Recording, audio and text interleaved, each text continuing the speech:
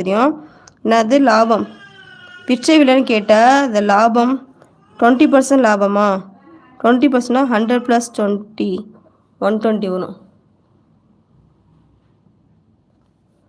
100 + 20னா 120 120/100 விற்பனை விலைக்கு தான் ஃபார்முலா இன்ட்டு இந்த வாங்கி விலை ஃபிக்ஸ் பண்ண ப்ரைஸு அது போட்டுக்கணும். இதுதான் இன்ட்டு வாங்கி விலை விற்ற விலைக்கு இதுதான் ஃபார்முலா.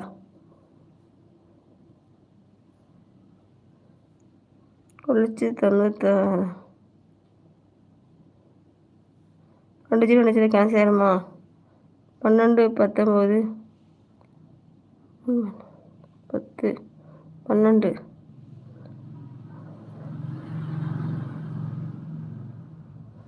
வரும் 2 2 8 1 2 3